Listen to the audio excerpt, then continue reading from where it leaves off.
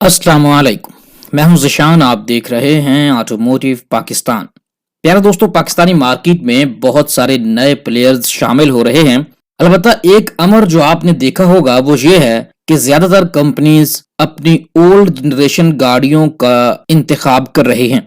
जहां पर एक तरफ तो मार्केट के अंदर कंपटीशन बढ़ रहा है, वहीं पर सार्फिन में यह भी तशवीश है कि आखिर ये कंपनीज ओल्ड जनरेशन गाड़ियों को पाकिस्तानी मार्केट में क्यों लॉन्च कर रही हैं। तो आज हम इसी बारे में बात करेंगे। अलबत्ता ये बात मैं यहां पर वाज़ेह करता चलूं कि किसी भी कंपनी के बारे में बात करने का मकसद हरगिज ये नहीं है कि उनकी किसी ओल्ड जनरेशन गाड़ी को जस्टिफाई किया जाए। वहीं पर गाड़ियों की प्राइसेस के बारे में भी जब बात करूंगा तो हरगिज ये नहीं है कि ये जो गाड़ियां मार्केट के अंदर आ रही हैं वो बिल्कुल मिनिमम प्राइस के साथ हैं या कंपनीज इनके ऊपर कोई मुनाफा नहीं ले रही। तो चूंकि यहाँ पर जितनी भी कंपनीज आ रही हैं ये CKD यूनिट्स के साथ मार्केट के अंदर अपनी असेंबलिंग का आगाज करेंगी, तो हम सिर्फ CKD गाड़ियों के हवाले से ही बात करेंगे। तो मुख्तलिफ गाड़ियों की ओल्ड जनरेशन को पाकिस्तानी मार्केट में लॉन्च करने का मकसद जो है वो अगर हम इनिशियल पर्पस देखें तो वो दो हैं, जिसमें से एक तो ये है कि उन गाड़ियों की जो CKDs किट्स हैं वो आसानी से दस्तयाब होती हैं, वहीं पर उन गाड़ियों की जो प्राइसेस है वो भी कम रखने में मदद मिलती है। मिसाल के तौर पर अगर हम किया सोरेंटो की मिसाल लें तो किया सोरेंटो की जो थर्ड जनरेशन है वो इस वक्त बहुत सारी मार्केट्स के अंदर इस्तेमाल हो रही है। वहीं पर कुछ मार्केट्स ऐसी हैं जहां पे इसकी जगह जो है वो फोर्थ जनरेशन ने ले ली है और उन मार्केट से जो किया सोरेंटो की थर्ड जनरेशन है वो खत्म हो चुकी है। तो अब देखिए, चूंकि ये गाड़ी बहुत सारी मार्केटों के अंदर इस्तेमाल होती रही है, अब किया पाकिस्तान अगर इस गाड़ी का इंतखाब करती है तो उसके पास बहुत खुली ऑप्शन है कि वो किसी भी मार्केट का इंतखाब कर सकती है और वहां से इस गाड़ी की जो CKDs किट्स हैं वो इंपोर्ट कर सकती है। जिससे क्या होगा कि ज्यादा ऑप्शन होने की वजह से ये इसकी जो प्राइस है वो कम रखने में मदद मिलेगी और आसानी से और सस्ते दामों इसकी CKD किट्स जो हैं वो दस्तयाब होंगी।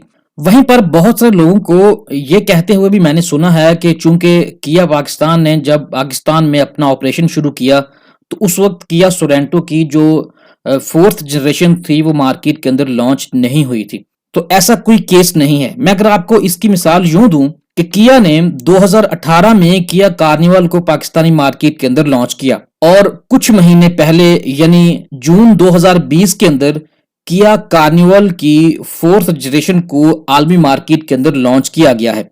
और आप देखेंगे कि किया ने उस गाड़ी को पाकिस्तानी मार्केट के अंदर भी लॉन्च कर दिया है, लेकिन उस गाड़ी की प्राइस जो है वो तकरीबन 9.4 मिलियन रुपए तक है। जिसका मतलब है कि गाड़ी की प्राइस बहुत ज्यादा रखी गई है। आल्दो कि वो नई जनरेशन है लेकिन उसके साथ उसकी प्राइस भी बहुत ज्यादा है। इसी तरह से अगर हम किया सोरेंटो की फोर्थ जनरेशन की बात करें जो कि इस वक्त लेटेस्ट जनरेशन है, उस गाड़ी को फरवरी 2020 के अंदर लॉन्च किया गया। तो किया पाकिस्तान के लिए तो यह बात आसान थी कि एक गाड़ी जो कि पहले लॉन्च हुई है आलमी मार्केट में उसको पाकिस्तानी मार्केट के अंदर लेकर आ सकती थी। लेकिन किया पाकिस्तान का यह कहना है कि अगर हम लेटेस्ट जनरेशन को लॉन्च करते तो फिर हमारे लिए कॉम्पिटेंट रहना और कंपटीशन देना जो है वो बहुत मुश्किल हो जाता और उस गाड़ी की प्राइस जो है वो ज्यादा होती। आप देखेंगे कि किया कार्निवाल और किया सोरेंटो दो बिल्कुल एक जैसी गाड़ियां हैं जो कि सेम प्लेटफॉर्म इस्तेमाल करती हैं। और अगर आप किया कार्निवल की कीमत को देखेंगे तो वो तकरीबन 9.4 मिलियन या 9 मिलियन रुपए तक है। और इसी तरह से अगर आप किया सोरेंटो की फोर्थ जनरेशन की बात करते तो हो सकता है कि इसकी प्राइस जो है वो आल्दो के किया कार्निवल तक ना होती, लेकिन जिस प्राइस के अंदर किया सोरेंटो की थर्ड जनरेशन को मार्केट के अंदर लॉन्च किया गया है शायद इस प्राइस से ज्यादा होती।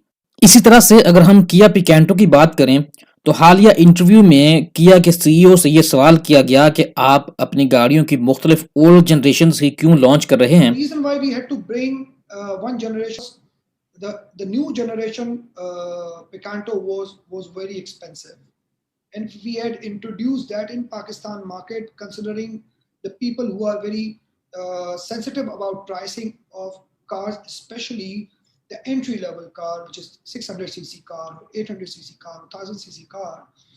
They will not appreciate that. Probably that will be beyond their range, and there will be a lot of options available in other bigger size hatchbacks or sedans, I would say. So it would not have been a wise move to launch a latest generation Picanto 1000cc and making it pricey. People who have to buy that kind of product are very price sensitive. So what we believe is that the kind of product we have offered in the market, though it is one generation older, but in terms of styling, in terms of its workmanship, तो उनका कहना था कि इससे गाड़ियों की prices जो हैं उनको कम रखने में मदद मिलती है। अगर आप किया पिकेंटो को देख लें, अगर उसकी हम थर्ड जनरेशन को मार्केट के अंदर लॉन्च करते तो फिर जो इस वक्त गाड़ी की प्राइस है उस प्राइस तक गाड़ी की जो है वो कीमत रखना नामुमकिन होता और गाड़ी की प्राइस जो है वो ज्यादा होती। वहीं पर आप देखेंगे कि पीजो जो है उसकी गाड़ियों को भी किया आने वाले वक्तों में lucky motor corporation Pakistani market के अंदर लॉन्च करने जा रही है।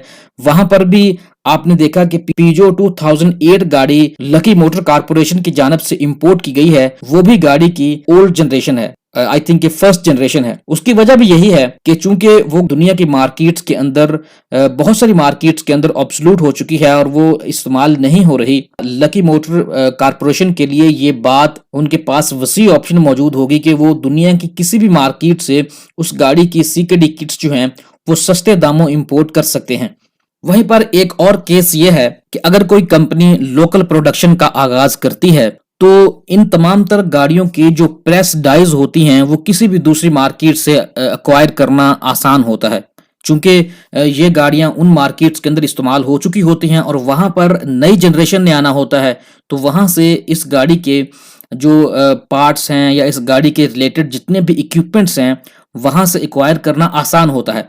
वहीं पर अगर हम लेटेस्ट जनरेशन्स की बात करें तो आप देखेंगे कि आने वाले वक्तों में Toyota Pakistan Toyota Corolla cross को मार्केट के अंदर लॉन्च करेगा और कंपनी की तरफ से ये बात पहले भी सामने आ चुकी है कि उस गाड़ी की प्राइस जो है वो तकरीबन 8 मिलियन के राउंड अबाउट होगी। अब देखिए कोरोला क्रॉस जो है वो एक सब कॉम्पैक्ट 5 सीटर क्रॉसओवर गाड़ी होगी और उसकी प्राइस जो है वो इतनी ज्यादा है, जबकि आप उसके मुकाबले में देखेंगे कि किया स्पोर्टेज है, हुंडई ट्यूसो है, इसी तरह से एमजी की गाड़ियां हैं तो वो तकरीबन 5.5 मिलियन के ब्रैकेट के अंदर दस्तयाब हैं।